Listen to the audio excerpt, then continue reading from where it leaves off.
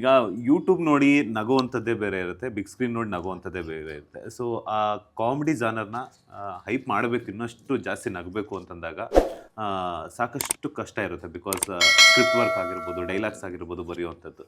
So ಅದು ಎಲ್ಲ ಯಾರು ಬರೆದಿದ್ದು ಅಂತ? ಮೋಹಿತ್ ಸರೇ ಮಾಡಿರೋದು. ಇನ್ನೊಂದು ಏನಾಗುತ್ತೆ ಅಂದರೆ ಶಾರ್ಟ್ ಫಿಲಮ್ಮು, ಬಿಗ್ ಸಿನಿಮಾ ಅಂತ ಡಿಫ್ರೆಂಟ್, ಅಲ್ಲಿಗೆ ಬೇರೆ ಕಾಮಿಡಿ, ಇಲ್ಲಿಗೆ ಬೇರೆ ಕಾಮಿಡಿ, ಅದನ್ನು ನಾನು ನಂಬಕ್ಕೆ ಹೋಗಲ್ಲ. ಯಾಕೆಂದರೆ ಜನನೇ ಎಲ್ಲ ಕಡೆ ನೋಡೋದು, ಅಲ್ಲೂ ಜನನೇ ನೋಡೋದು, ಇಲ್ಲೂ ಜನನೇ ನೋಡೋದು. ಇಲ್ಲೂ ಅವ್ರಿಗೆ ಎಂಟರ್ಟೈನ್ಮೆಂಟೇ ಬೇಕು, ಅಲ್ಲೂ ಎಂಟರ್ಟೈನ್ಮೆಂಟೇ ಬೇಕು. ಸಿನಿಮಾ ಅಂತ ಬಂದಾಗ ನಮ್ಗೆ ಏನಾಗ್ಬಿಡುತ್ತೆ, ಈಗ ಶಾರ್ಟ್ ಫಿಲಮಲ್ಲಿ ಆದರೆ ಅಪ್ಪಿತಪ್ಪಿ ಏನೋ ಒಂದು ಚಿಕ್ಕ ಪುಟ್ಟು ಮಿಸ್ಟೇಕ್ ಆದರೆ ನೆಕ್ಸ್ಟ್ ಶಾರ್ಟ್ ಫಿಲಮಲ್ಲಿ ಚೇಂಜ್ ಮಾಡ್ಕೊಂಡು ಇನ್ನೊಂದು ಬಜೆಟ್ ಹಾಕ್ಬಿಟ್ಟು ಮಾಡ್ಕೊಂಡು ಹೋಗ್ತಾ ಇರ್ಬೋದು. ಬಟ್ ಸಿನಿಮಾದಲ್ಲಿ ಹಂಗಾಗಲ್ಲ. 2-2.5 ಕೋಟಿ ಇನ್ವೆಸ್ಟ್ ಮಾಡ್ತಾ ಇದೀವಿ ಅಂದಮೇಲೆ ಅದು ಗೆಲ್ಲೇಬೇಕು, ಅದು ಕಾಮಿಡಿ ಅನಿಸ್ಲೇಬೇಕು. ಆ ಥರ ಒಂದು ಇದಾಗುತ್ತೆ ಹೊರತು. ಬಟ್ ನಾವು ಕಾಮಿಡಿ ಅಂತ ಮಾಡಿದಾಗ ಶಾರ್ಟ್ ಫಿಲಮಲ್ಲಿ ಬೇರೆ ಕಾಮಿಡಿ, ಸಿನಿಮಾದಲ್ಲಿ ಬೇರೆ ಕಾಮಿಡಿ ಅಂತಲ್ಲ. ಬಟ್ ಇದು ಶಾರ್ಟ್ ಫಿಲಮ್ ಥರ ಇರಲ್ಲ. ಅಂದರೆ ಒಂದು ಕತೆ ಜೊತೆ ಕಾಮಿಡಿ ಮಾಡ್ತಾ ಹೋಗುತ್ತೆ, ಅದ್ರ ಮಧ್ಯೆ ಎಮೋಷನ್ಸ್ ಬರ್ತಾ ಹೋಗುತ್ತೆ, ಅದ್ರ ಮಧ್ಯೆ ಕೆಲವೊಂದು ಜುಗಲ್ಬಂದಿಗಳು ಹೋಗುತ್ತೆ.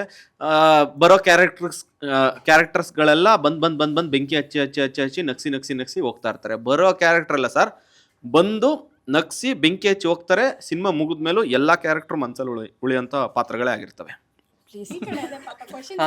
ಹೇಳಿ ಸರ್. ಈಗ ನೀವು ಹೋಗಿದ್ರೆ ಕುಂದಾಪುರ್ಗೆ? ಇಲ್ಲ ಸರ್, ಹೋಗಿ. ಯಾಕೆ ಹೋಗಿಲ್ಲ?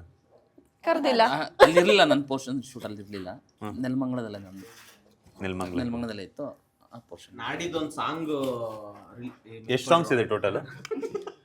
ಎಷ್ಟಿದೆ ಬ್ರೋ ಸಾಂಗ್? ಸರ್ ಸಿನಿಮಾದೊಳಗೆ 2 ಮೇನ್ ಸಾಂಗ್ ಅಂತ ಬರುತ್ತೆ. ಒಂದು ರಿಲೀಸ್ ಆಗಿದೆ ಈಗ, ತಂದೆ ಮಗಂದು ಸಾಂಗು. ಇನ್ನೊಂದು ಮೇಜರ್ ಸಾಂಗ್ ಇದೆ ಸಿನಿಮಾ ಒಳಗೆ. ಅದು ಬಿಟ್ಟು ಅಂದರೆ ಅಲ್ಲಲ್ಲಿ ಎಮೋಷನ್ ಕ್ಯಾರಿ ಆಗಕ್ಕೆ ಒಂದು ಸಾಂಗ್ ಬರುತ್ತಲ್ಲ, ಅದು ಹೋಗ್ತಾ ಇರುತ್ತೆ ಸಿನಿಮಾದಲ್ಲಿ. ಅದು ಬಿಟ್ಟು ಪ್ರಮೋಷನಲ್ ಸಾಂಗ್ ಅಂತ ಒಂದು ಮಾಡಿದ್ದೀವಿ.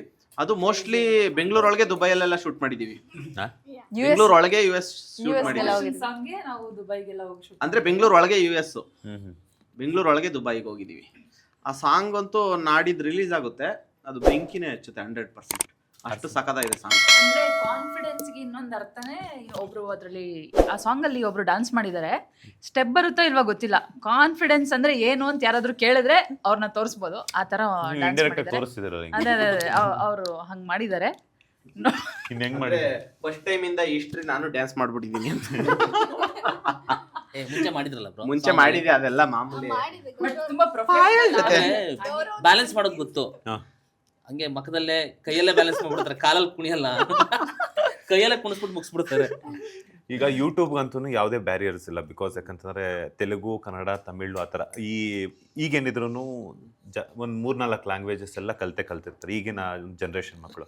ಸೊ ಆಗ ನಿಮ್ಮ ವಿಡಿಯೋಸಲ್ಲೂ ಕೂಡ ಸ್ಮಾಲ್ ಸ್ಕ್ರೀನೆಲ್ಲ ನೋಡಿರ್ತಾರೆ. ಸೊ ಸಿನಿಮಾವನ್ನು ಬೇರೆ ಭಾಷೆಗಳಿಗೆ ಡಬ್ ಮಾಡುವಂಥದ್ದು ಅಥವಾ ಅಟ್ ಎ ಟೈಮ್ ರಿಲೀಸ್ ಮಾಡುವಂತಹ ಪ್ಲಾನ್ಸ್ ಏನಾದ್ರು ಇದೆಯಾ? ಅಟ್ ಎ ಟೈಮ್ ಮಾಡೋ ಅಂತ ಪ್ಲಾನ್ ಏನಿಲ್ಲ ಸರ್. ಸಿನಿಮಾ ನಡೀತಾ ಇದೆ. ಅಂದ್ರೆ ಏನಂದ್ರೆ, ನಾವು ಸಿನಿಮಾನ ನಾವು ತಗೊಂಡೋಗಿ ಇದ್ ಮಾಡೋದಕ್ಕಿಂತ ಅವರೇ ಇಷ್ಟಪಟ್ಟು ನಾವು ನೋಡ್ಬೇಕು ನಮ್ಮ ಲ್ಯಾಂಗ್ವೇಜ್ ಅಲ್ಲಿ ತಗೊಂಡೋಗ್ತಾರಲ್ಲ, ಆ ಥರ ಗೆಲ್ಲುತ್ತೆ. ಈಗ ನಾವೇ ಸುಮ್ಮನೆ ಡಬ್ ಮಾಡಿ ನಾವೇ ನೋಡಿ ಅನ್ನೋದಕ್ಕಿಂತ ಸಿನಿಮಾ ತಾನಾಗೆ ಹೋಗ್ಬೇಕು, ಹರಡ್ಬೇಕು ಎಲ್ಲ ಕಡೆ. ಅದು ಸಿನಿಮಾ ವರ್ಕ್ ಆಗುತ್ತೆ. ಆ ಥರ ಸಿನಿಮಾಗಳಲ್ಲಿ ನಮ್ದು ಒಂದು ಅಂತ ಹೇಳಕ್ ಇಷ್ಟಪಡ್ತೀನಿ. ನಾವೇ ತಗೊಂಡೋಗ್ಬಿಟ್ಟು ಡಬ್ ಮಾಡಿ ಬಟ್ ಡಬ್ಬಿಂಗ್ ನಡೀತಾ ಇದೆ. ಆ ಸಿನಿಮಾ ಇಷ್ಟಪಟ್ಟು ನಾವು ನಮ್ಮ ಲ್ಯಾಂಗ್ವೇಜ್ ಅಲ್ಲಿ ನೋಡ್ಬೇಕು ಅಂತ ಅವರೇ ಇಸ್ಕೊಂಡು ನೋಡೋ ಅಂತರ ಸಿನಿಮಾ ಇದು. ಅದು ಆಗುತ್ತೆ, ಸ್ವಲ್ಪ ದಿನ ಟೈಮ್ ತಗೊಂಡಾಗುತ್ತೆ ಅಷ್ಟೇ. ಆ ಥರ ಸಿನಿಮಾನೇ ಇದು. ಯೂನಿವರ್ಸಲ್ ಕಂಟೆಂಟೇ, ಎಲ್ಲ ಲ್ಯಾಂಗ್ವೇಜ್ ಅವ್ರು ನೋಡಿದ್ರು ಕನೆಕ್ಟ್ ಆಗುತ್ತೆ ಇದು.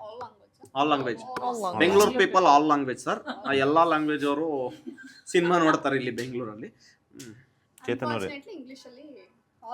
ಹಾಲಿವುಡ್ ಅಲ್ಲಿ ಒಂದು ಆಗ್ತಾ ಇಲ್ಲ ಅಷ್ಟೇ. ಹೌದು, ಇವ್ರು ಮೊನ್ನೆ ಒಂದು ಟಾಕ್ ಸಿಕ್ಕದೆ ಹೇಳಿದ್ರಲ್ಲ, ಟಾಕ್ಸಿಕ್ ಇಲ್ಲ. ನಿಮ್ ಕ್ರಶ್ ಯಾರು ಅಂತ ಕೇಳಿದ್ರು, ರುಕ್ಮಿಣಿ ವಸಂತ ಅವರು ಅಂದ್ರು.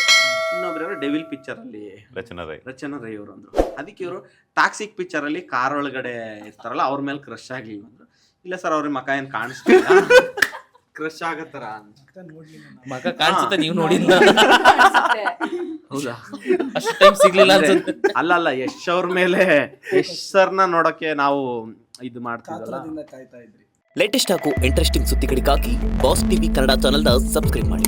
ಹಾಗೆಯೇ ಬೆಲ್ ಐಕಾನ್ ಪ್ರೆಸ್ ಮಾಡಿ. ಇದರ ಜೊತೆಗೆ ಫೇಸ್ಬುಕ್, ಇನ್ಸ್ಟಾಗ್ರಾಮ್, ಎಕ್ಸ್ ನಲ್ಲೂ ಮಿಸ್ ಮಾಡದೆ ಫಾಲೋ ಮಾಡಿ.